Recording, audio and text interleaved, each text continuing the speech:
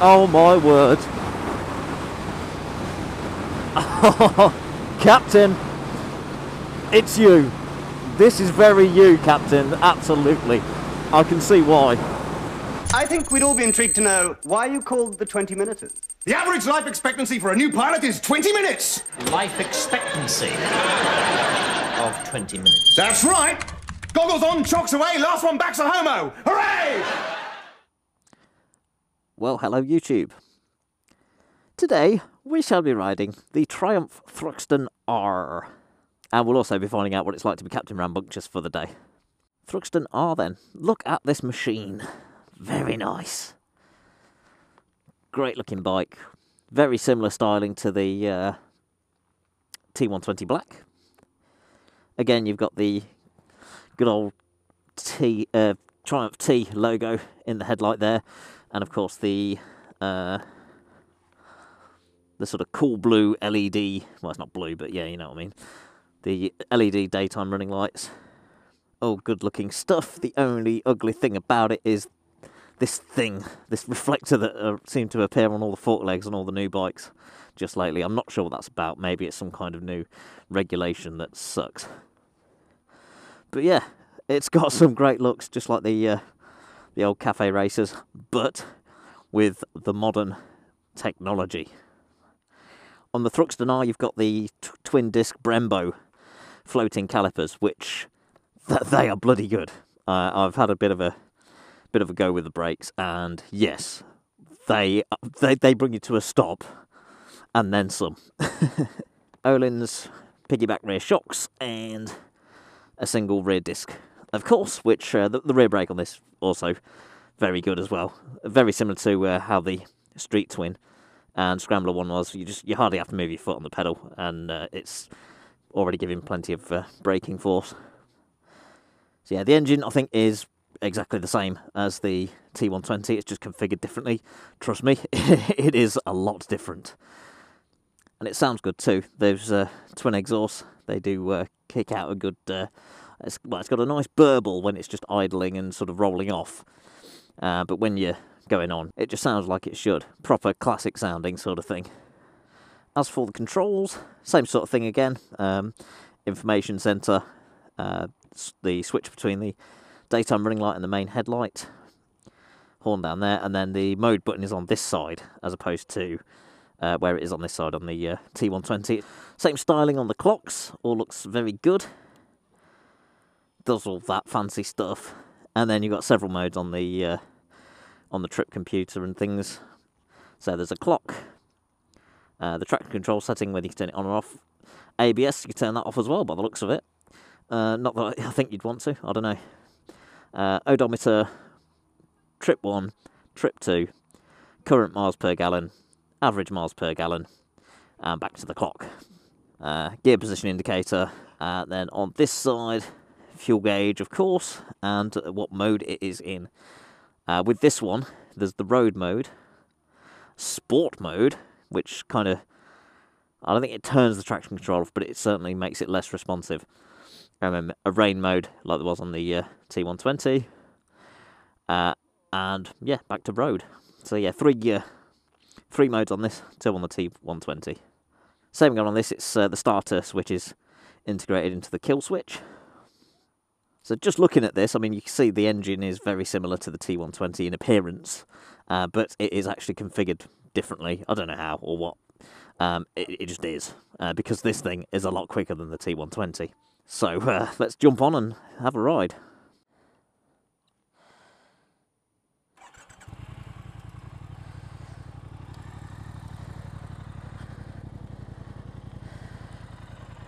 Yeah, it sounds good.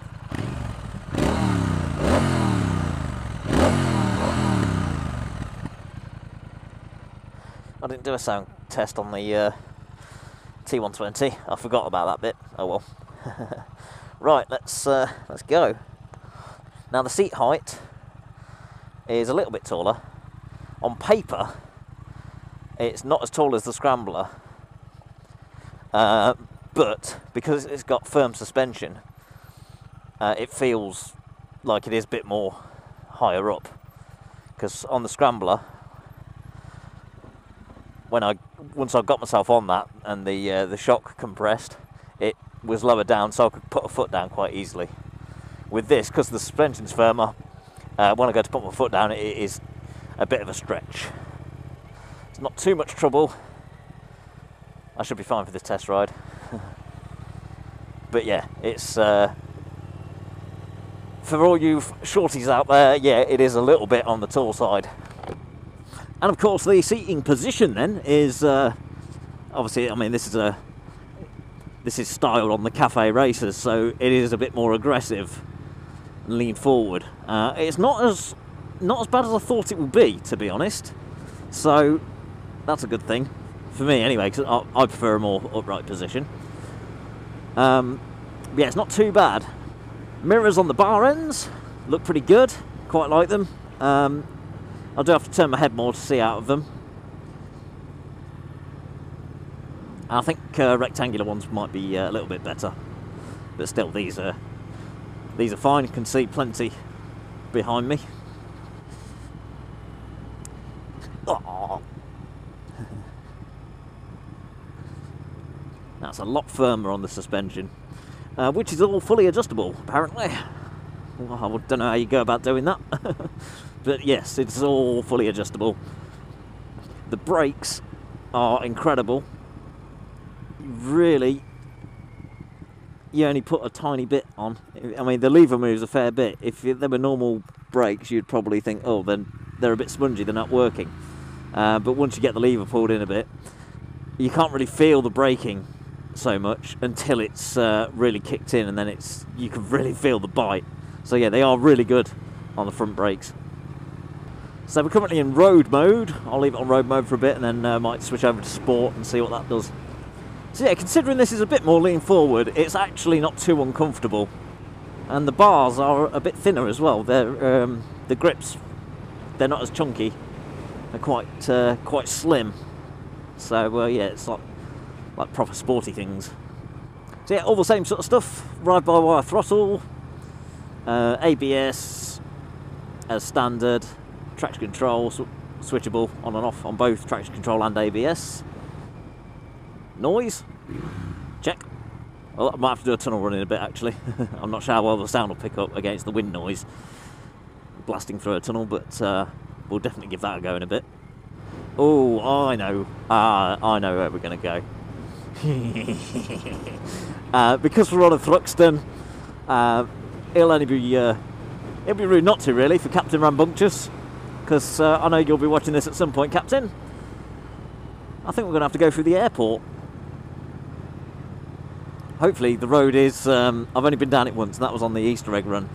Hopefully it is open all the time for through traffic. And there is a tiny, tiny tunnel. Oh, speed bump, that's not going to be nice on this. Oh, yes, very firm.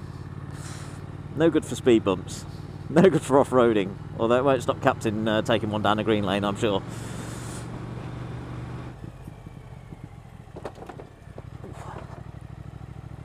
Didn't really want to ride on that metal stuff.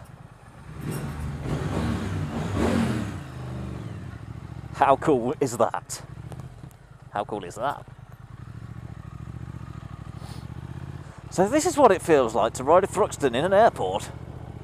I think I might park it up and go for a fly in something. I'm sure I could find a Cessna with the keys tucked under a flap somewhere. There we go. A little Piper, is that Piper Cub? I don't know. Loads of planes. You just want to shout, Tally-Bally-Ho! Especially on one of these.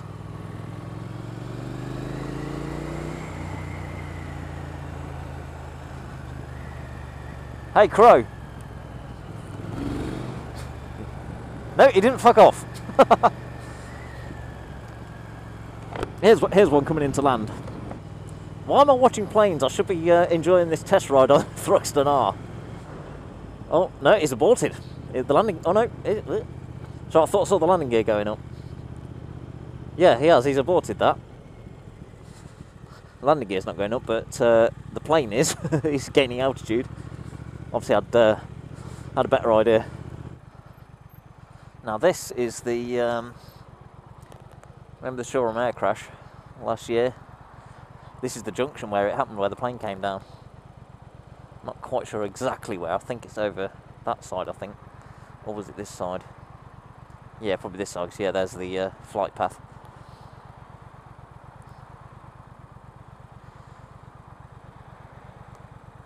Looks a bit wobbly on approach.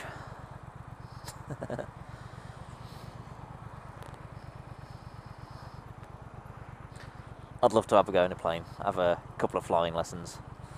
No way can I afford it though. Actually, while we're waiting, yeah, you can see there, I don't know how, again, I don't know how well the camera can pick it up, but I'm not quite as comfortable with my foot down there as I was on the T120.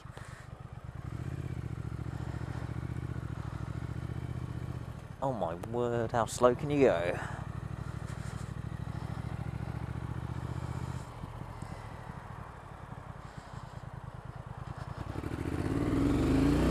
Bye!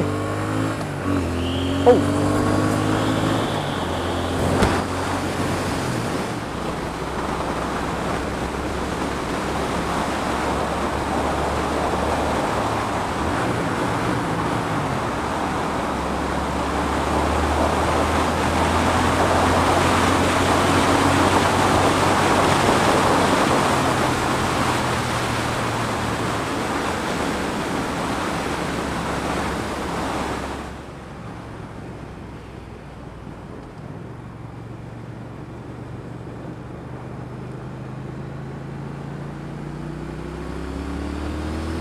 Blimey, this.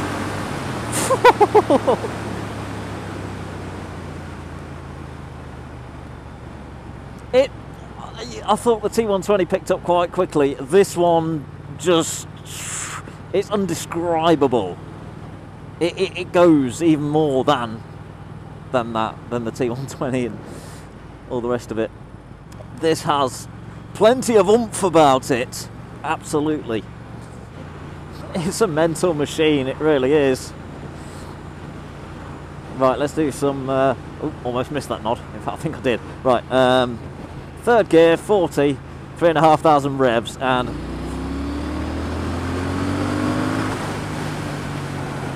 bloody hell! It's like a rocket. Not a Triumph rocket, a rocket. Stupid amount of torque and power. I can't remember the figures off the top of my head now. I'm going to have to put them on the screen. So it's got this much torque. Yeah, wow, I know. And this much power.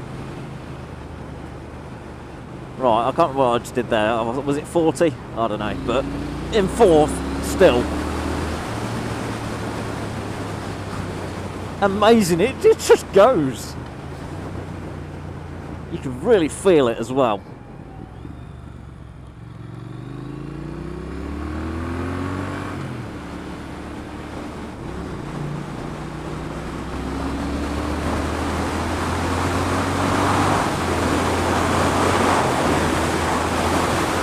That overtake back there, that was like in fifth gear.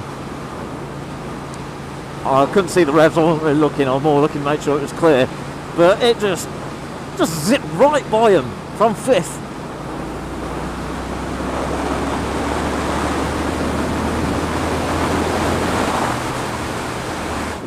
Ow. Yeah, even in sixth gear and you just pull the throttle, it just goes. Unbelievable. And the wind force there was quite a lot. It certainly won't be quite so comfortable for long motorway trips. But if you want to have a good load of fun around the country lanes and whatever else, good fun around country lanes, in the twisties, even at pootling along's not too bad on this either. And it's just got all that power that you could ever possibly need. Yeah, get one of these. If you're all for fun and stuff and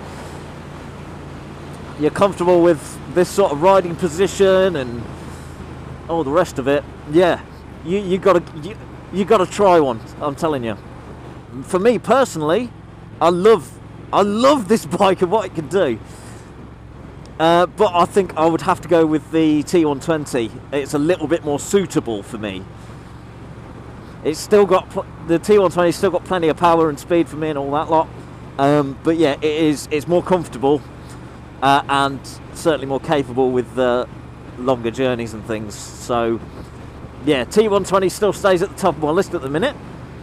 But who knows what could happen? I've still got lots of other things I want to have a go on. But yeah, this thing, whew, yeah, I can't really describe. I can't really describe it. Go out and test one. And you've been a 1200. Like I said on the T120, that 1200, it didn't feel like a 1200. This probably does actually, because of the way it handles. It's more like a rocket and stuff. It does feel more like a 1200. And as for flickability, oh, even more flickable than the T120. I mean, this is almost effortless, doing all this weaving and stuff. Certainly a bit more nimble, I think. What a machine! What a machine! So a few people have asked me on previous test ride videos how, well, there's oh, you're lucky you getting to have a go on one of them, or I wish I could have a go on one and stuff like that. Just because I do stuff on YouTube doesn't make me any more special than anybody else. If you want to have a go on a bike that a local dealership have got, take for example Triumph in this case, just go and see them, talk to them, and they'll let you on it. They'll let you have a test ride because it's in their best interest, because at the end of the day you could be buying one from them. You're going to be investing thousands of pounds. They're going to make sure that it's them that you buy from. So just be honest with them. Even if you're not totally serious about buying, they're still going to let you have a go, because it could bite you, and you'd really, really want one even more then, you know. So yeah, just go to your local dealership and just say your situation, what you've currently got, what you're currently looking for, and yeah, and go for it. Some of them can be a bit funny. Well, not funny. Some of them can be different. I mean, I've only experienced these guys here at Triumph Washington. Tell you what, because we're here, I will continue that thing in a minute. Oh, I was expecting power when I twisted my wrist there. Right, back to what was I saying? Yes, about going to test ride stuff. Yeah, just go to your local dealer and tell them your situation, and yeah, they're more than likely to just give you the paperwork to sign, and off you go. I think you do need to have at least a year since passing your full bike test though before they'll let you on. Some dealers are different, but that's I think that's the deal here at Triumph. And some of them do like to do a accompanied test ride. So you follow the I want to say instructor then. You follow the salesperson or whatever.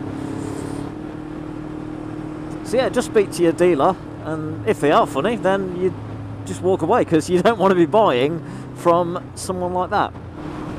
Anyway, I hope you enjoyed that. That was the Triumph Thruxton R, and what a machine it is. It makes this feel like a 125. Thank you all for watching, everyone. Ride safe, and I'll see you on the next one. Ta-da! What I do like so far is what it is doing is combining the best things I love about the Scrambler and the best things I love about the Street Twin, and delivering.